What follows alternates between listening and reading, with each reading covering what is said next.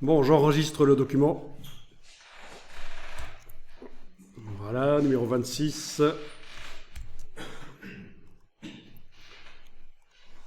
Alors, j'ai zoomé en arrière, je vais refaire un nouveau plan de travail.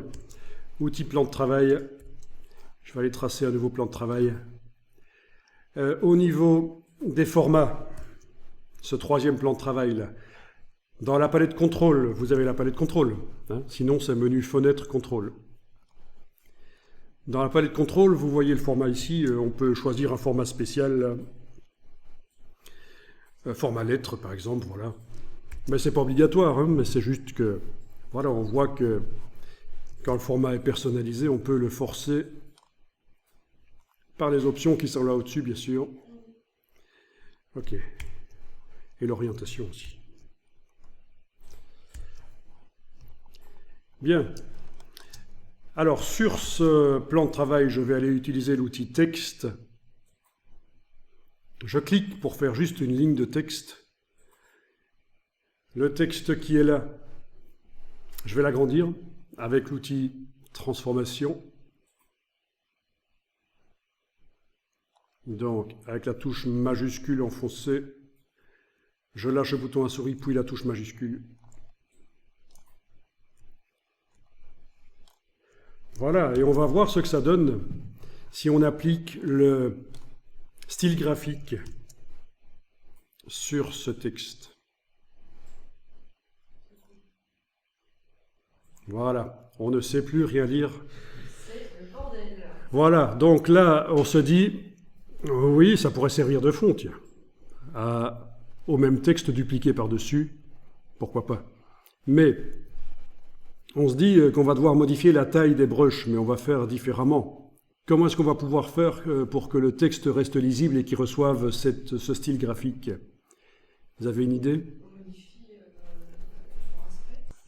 Quoi? Le double-clic sur le style graphique? C'est juste pour changer son nom. Oui, il y a une option de redimensionnement du style graphique, ça peut exister. Quelque part redimensionner le style graphique, mais on va appliquer une méthode qui fonctionne à tous les coups et qui est utile aussi quand vous récupérez des styles graphiques du web. Parce que sur le web, il y a énormément de styles graphiques Illustrator qui sont gratuits, téléchargeables, utilisables. C'est par milliers. Donc plutôt que de réinventer la roue, parfois, on peut redémarrer de ça et les modifier. Alors première chose, dans les préférences d'Illustrator, dans les préférences générales, édition préférence générale sur le PC, Illustrator préférence générale sur le Mac. Dans les préférences, je vais voir que la case ici, mettre à l'échelle les contours et les effets, elle est décochée. Il faut qu'elle reste décochée, mettre à l'échelle les contours et les effets. OK. Ensuite, je zoome en arrière et elle doit être décochée. On ne veut pas, quand on modifie la dimension ici du texte, on ne veut pas que les styles s'agrandissent ou se rétrécissent. Ils doivent rester à la même taille. C'est pour ça que j'ai zoomé en arrière et avec l'outil de transformation manuelle, je prends une poignée. Je prends une poignée et avec la touche majuscule, j'agrandis. Voilà. On commence à voir le texte qui apparaît petit à petit. J'agrandis encore. OK. On commence à voir le texte qui apparaît encore plus. Voilà, il ne faut pas hésiter à zoomer en arrière et agrandir avec la touche majuscule pour que les proportions soient gardées, jusqu'à ce que vous ayez un texte qui a un aspect qui vous convient. Ça, c'est correct, hein? C'est sympa. Après, on va mettre de la couleur, si vous voulez. Parce que là, on avait démarré les brushes diffuses et brushes de motifs, on avait démarré en noir et blanc, enfin surtout en noir, parce que l'optique, c'était d'en faire du paper cut, donc il fallait un seul niveau, du noir. Mais après, on peut tester aussi pour le travail suivant que vous allez devoir faire sur l'illustration d'une fable ou d'une histoire de manière relativement naïve, avec des dessins relativement naïfs. On peut mettre de la couleur dessus, mais bon. Voilà. Donc c'est bien beau tout ça. Maintenant, il faudrait le texte adapté à la taille de la page, mais qui garde cet aspect-là. Vous savez comment on va faire?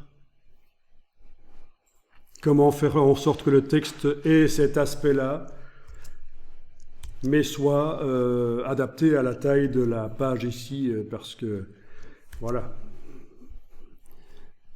Les pages, ça n'a pas beaucoup d'importance dans Illustrator, parce qu'on finalise souvent dans InDesign, mais il faut quand même faire des graphismes à peu près à la taille des pages.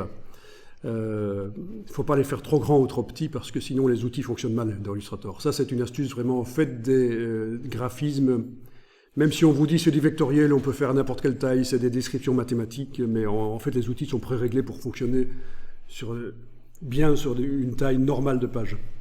Alors, comment est-ce qu'on fait pour avoir ce texte-là en petit sur la page? Mais dis. Aller recocher dans les préférences générales, mettre à l'échelle les contours et les effets. Mais c'est complètement idiot comme proposition. Mais en fait, si, c'est ça, évidemment. Je te fais marcher. Mais si, dans les préférences générales, il faut aller cocher ça, bien sûr. Mettre à l'échelle les contours et les effets. Ok. Puis, avec la touche majuscule, on rétrécit.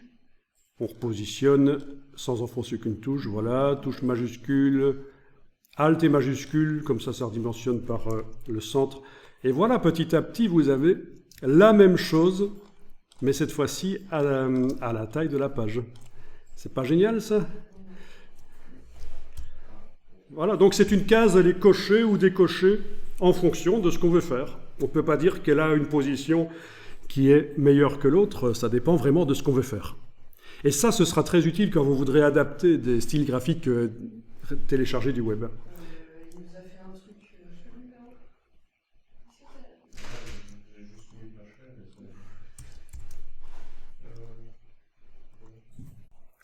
Donc il y avait deux problèmes que tu avais, et ça c'est intéressant pour tout le monde. Premier problème, c'est que quand tu avais fait le texte, au lieu de cliquer simplement, tu avais fait un cliquer glisser. Et ça c'est pour faire des blocs de texte. On est d'accord ou pas? Tu avais vu apparaître tout ce texte? J'ai l'impression que tu avais fait un bloc de texte. Oui. D'accord, et tu avais retiré les mots qui étaient en trop. Mais sauf que c'était quand même resté dans un bloc, et donc ça posait des problèmes.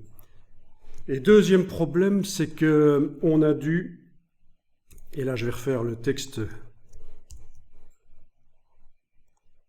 voilà, on s'était retrouvé avec, dans la palette des outils, aucun fond et un contour noir, et j'ai dû aller cliquer sur la case de contour et enlever le contour comme ça, sinon l'application du style graphique marchait mal.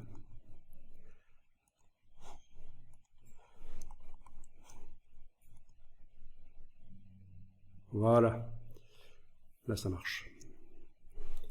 Ok. Évidemment, après, il faut agrandir l'opération qu'on a fait juste avant.